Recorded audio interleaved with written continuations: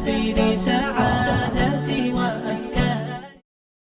نحمده ونصلي على رسوله الكريم اما بعد فاعوذ بالله من الشیطان الرجیم بسم اللہ الرحمن الرحیم رب اشرح لي صدری ويسر لي امری واحلل عقدۃ من لسانی یفقهوا قولی اللهم انفعنا بما علمتنا وعلمنا ما ينفعنا وزدنا علما آمین یا رب العالمین۔ اس بار ہم شروع کر رہے ہیں ایک سیریز جس کا نام ہے گمنام کی ڈائری۔ اس سیریز میں کچھ ایسی باتیں ہیں کہ جن کے لیے ضروری ہے کہ آپ اکیلے یہ سیریز سنیں، اور جب آپ اس کو سنیں تو اپنے آپ کو اس جگہ پہ کھڑا کر کے دیکھیں۔ یہ کوئی رولز کی ڈائری نہیں ہے، یہ کوئی باتیں نہیں آپ کو 1 2 3 کر کے بتائی جا رہی، یہ دل پہ اثر لینے والی چیزیں ہیں، اور ایک دفعہ آپ ان باتوں کو سمجھ گئے تو یہ زندگی بدل دینے والی ہیں۔ اور دعا یہی ہے کہ اللہ تعالیٰ اس کے ذریعے ہماری زندگیوں کو بدل دینا، ہمارے دلوں کو اپنی طرف پھیر دینا، ہمارے دلوں سے دنیا کی محبت نکال کے اپنی محبت ڈال دینا۔ آج اس ڈائری کے پہلی قسط، پہلا صفحہ ہم دیکھیں گے۔ یہ بیان کرنے والی جو خاتون ہیں وہ کہتی ہیں، میں کون ہوں، میرا نام کیا ہے، اس سے کچھ بھی فرق نہیں پڑتا۔ اگر چند سال پہلے یہ ڈائری لکھی جاتی تو اپنا نام میں بڑے بڑے حروف میں لکھواتی کہ میں یہ ڈائری لکھ رہی ہوں، مگر اب نام کچھ معنی نہیں رکھتا، اس لیے اس کا نام گمنام کی ڈائری ہے۔ میں 6 ماہ سے ہسپتال کی دیواروں کو دن رات دیکھ رہی ہوں۔ یہ 6 مہینے نہیں ہیں، یہ 6 صدیاں ہیں جو گزر ہی نہیں رہی۔ اس ڈائری کو لکھوانے کا مقصد کیا ہے کہ میں اس سے آپ سب کو کوئی پیغام دینا چاہتی ہوں۔ میں زندگی کے کنارے پر آ کر کھڑی ہوں جہاں آپ میں سے کوئی بھی ابھی تک نہیں پہنچا، اور میں یہاں سے وہ چیزیں دیکھ رہی ہوں جو آپ میں سے کوئی دیکھ نہیں پاتا۔ اس لیے ضروری ہے کہ میں آپ کو وہ باتیں بتا دوں جو مجھے اب سمجھ آئی ہیں۔ کاش مجھے یہ باتیں پہلے سمجھ آ جاتی تو زندگی بہت بہتر ہوتی۔ میں نے دیر کر دی، میں نہیں چاہتی کہ آپ کی بھی دیر ہو جائے۔ میں چاہتی ہوں کہ آپ میری باتوں سے کچھ سیکھ لیں، ہو سکتا ہے یہی میرے لیے صدقہ جاریہ بن جائے۔ ویسے جب زندگی اچھی بھلی چل رہی ہوتی ہے تو بہت کم لوگوں کو یہ باتیں سمجھ آتی ہیں جو میں کرنے والی ہوں، لیکن اس امید پر کہ شاید کسی کے دل میں تو کوئی بات لگ جائے، میں یہ ڈائری لکھوا رہی ہوں۔ آج کل میں کبھی غنودگی میں چلی جاتی ہوں، پھر کبھی ہوش میں آتی ہوں، پھر غنودگی میں جاتی ہوں، پھر ہوش میں آتی ہوں، اور جب ہوش آتا ہے تو سوچوں کا ایک نہ ختم ہونے والا سلسلہ ہے جو مجھے پریشان کیے رکھتا ہے۔ میں سارا دن ہسپتال کے بستر پر پڑی رہتی ہوں، اور اب تو ایسے لگتا ہے کہ میں اور بس یہ کمرہ آخری سانس تک بس یہی ہے میرے لیے۔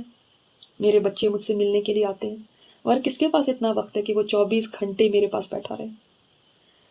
میں سارا دن سوچوں میں گم رہتی ہوں، میری سوچیں صدیوں پہ محیط لگتی ہیں جو ختم ہی نہیں ہوتی۔ میرے لیے دن اور رات ایک ہو چکے ہیں، دن میں بھی وہی خیالات اور سوچیں، اور راتوں میں بھی۔ میری عمر 50s میں ہے، ویسے تو یہ کوئی بہت بڑی عمر نہیں سمجھی جاتی ان لوگوں کے لیے جو اس ایج میں ہیں یا جو اس سے گزر چکے ہیں، مگر اب سمجھ میں آتا ہے کہ مجھے تو اللہ نے 20,000 دن دیے جینے کے۔ پیچھے مڑ کے دیکھتی ہوں تو یہ 20,000 دن 20 دن بھی نہیں لگتے، یہ 20 لمحے لگتے ہیں۔ یہ کیسے پلک چھپکنے میں گزر گئے مجھے اس کا اندازہ بھی نہیں ہوا۔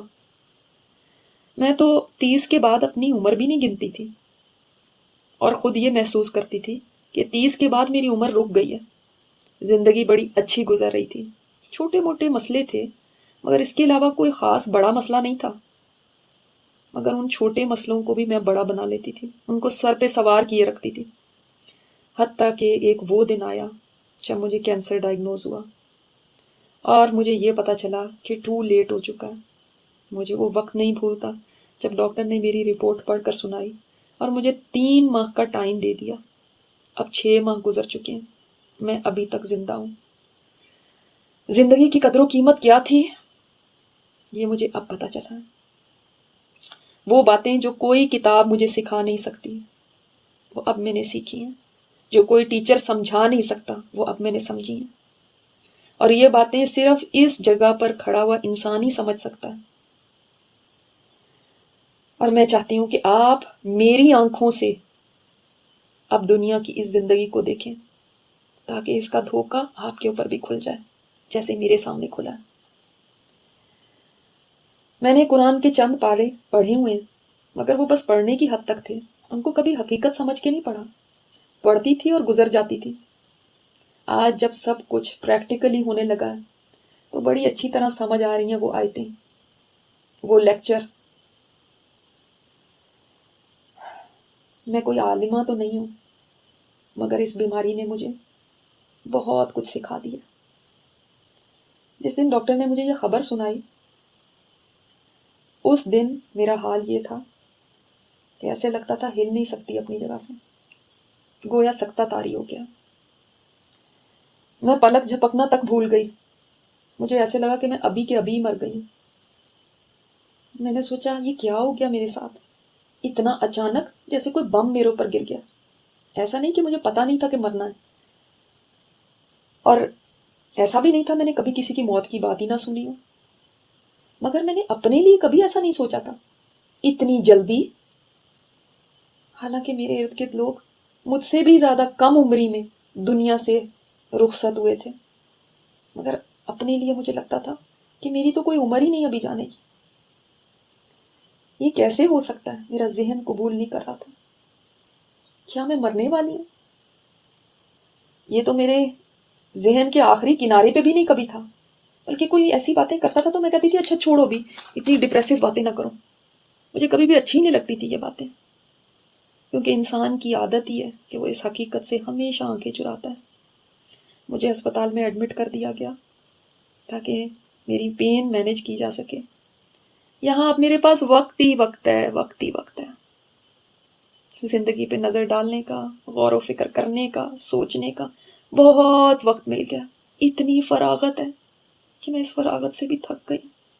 میں ہمیشہ کہتی تھی میں بہت بیزی ہوں، دعا کیجئے میں فارغ ہو جاؤں اس کام کے لیے، اس نیکی کے لیے، اس نیکی کے لیے.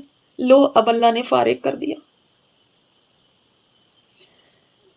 میں نے کبھی یہ نہیں سوچا تھا کہ مجھے یہ دعا کرنی چاہیے کہ اللہ فراغت دینا مگر خیر کی دینا. آج دنیا کی ساری زندگی کیا لگتی ہے؟ کچھ بھی نہیں، کچھ بھی نہیں. ایک دفعہ میری آنکھوں سے اس کو دیکھنے کا حوصلہ آپ بھی کریں. یہ اتنی چھوٹی ہے، اتنی مختصر ہے. ایک یہ جہاں، ایک وہ جہاں، ان دو جہاں کے درمیان بس فاصلہ ایک سانس کا. جو چل رہی ہے تو یہ جہاں، جو رک گئی ہے تو وہ جہاں. اب سوچتی ہوں کدھر اڑ گئے وہ 20,000 دن، کدھر چلے گئے؟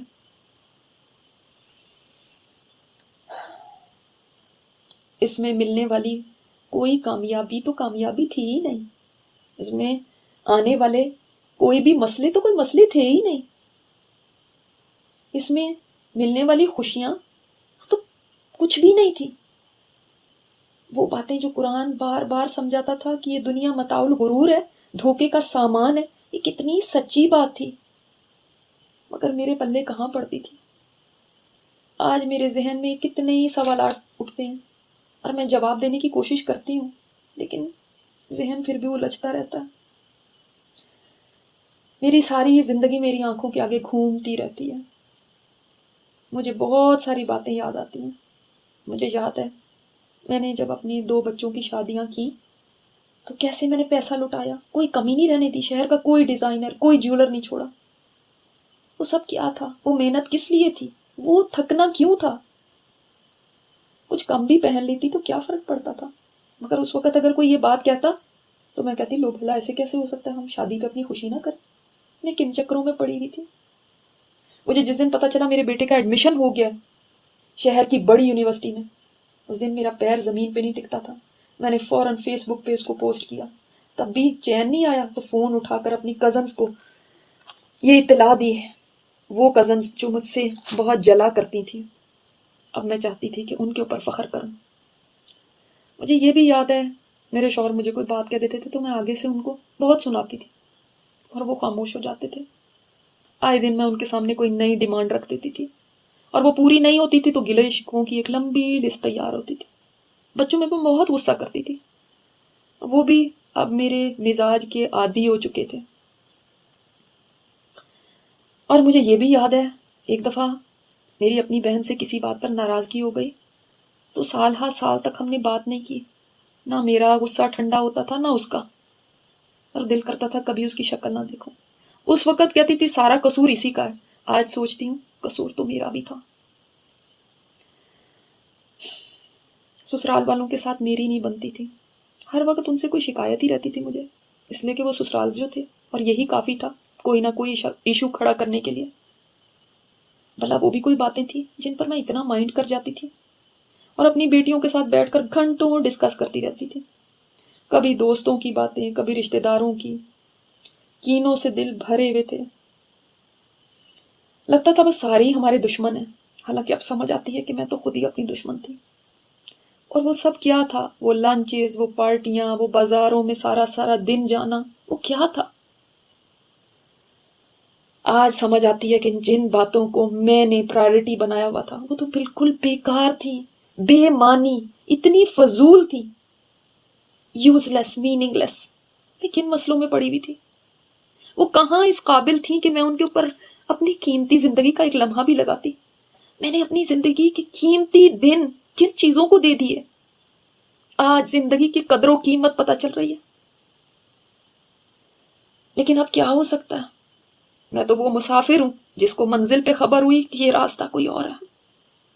دل چاہتا ہے واپس جاؤں، دل چاہتا ہے فکس کروں. اور میں تو بہت ویل ایجوکیٹڈ، بہت میچیور تھی. مجھے کیوں نہ سمجھ آئی؟ چیزوں کی حقیقت کیوں نہیں نظر آئی؟ یہ کیوں نہیں پتا چلا کہ یہ اس قابل نہیں ہے؟ مجھے کیوں نہیں عقل تھی؟ کس کے پیچھے میں نے زندگی کے قیمتی لمحات گنوا دیے. اب خود کو کوستی ہوں، اب روتی ہوں، لیکن پانی سر سے گزر چکا ہے. اب ایسے لگتا ہے یہ بچوں کے کھیل تھے، پاگل پن تھا، بیکار چیزیں تھیں. کاش یہ مجھے اب پتا چل جاتا.